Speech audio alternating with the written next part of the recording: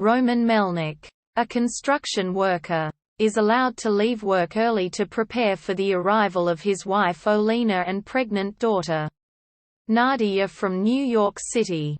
Aboard flight AX-112.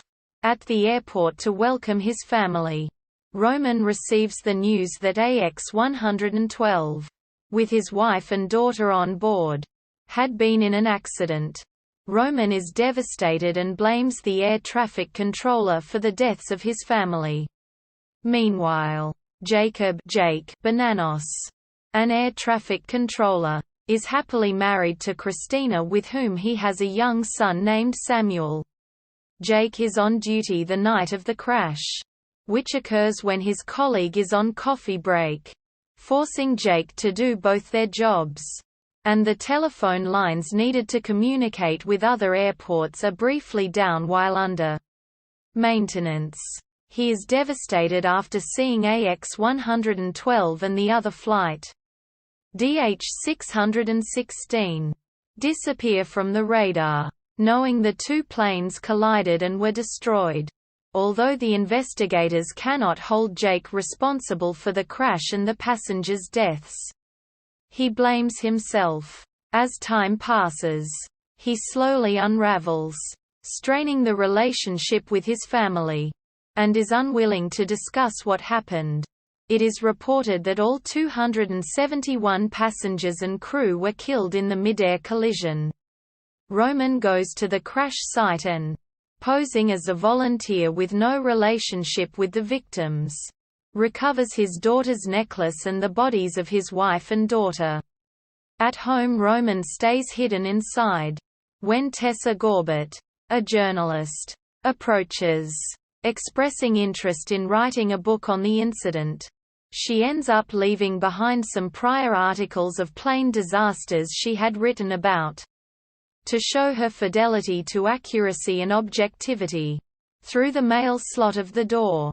Because of the seriousness of the incident, his company's lawyer advises Jake to move to another state and adopt a new name for his and his family's safety. Roman meets lawyers John and James Gulick, who unsuccessfully try to convince him to sign an agreement stating that the airline will pay his expenses for medical and mental health care, plus $85,000 and $75,000 in damages for the loss of his wife and daughter respectively. Roman refuses to sign it, as neither the company nor the lawyers will express apologies for the loss of his family. 1 year later, Roman and other crash victims' relatives attend the inauguration of a newly completed memorial at the crash site. Jake, having moved to another state, now works at a travel agency, under the name Pat Dealbert, and lives alone. Roman has also moved to another town and now works as a carpenter. Roman meets Tessa and asks her, as a favor, to find Jake. Tessa later reveals Jake's cover name and occupation, but she initially refuses to give his address. Roman later tracks down the building where Jake is working and follows him to his apartment. There, after waiting a day, on a day when Christina and Samuel happen to be visiting Jake for the weekend, Roman confronts him at his door. Jake tells him it was an accident without apologizing, so Roman stabs him in the torso and neck. Jake falls to the floor and bleeds to death, while Christina and Samuel sob and Roman deliriously sits down next to them on the couch. Roman is convicted of murder and serves 10 years of his prison term, then is released early on parole.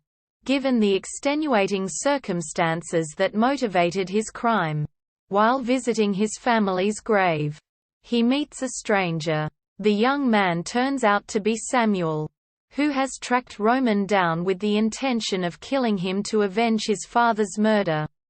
However, Roman apologizes, and Samuel, overcome with emotion, realizes he cannot go through with the execution because it's not what he was taught. He allows Roman to leave. Roman walks away alive, but now must spend the rest of his life dealing with the aftermath of his crime.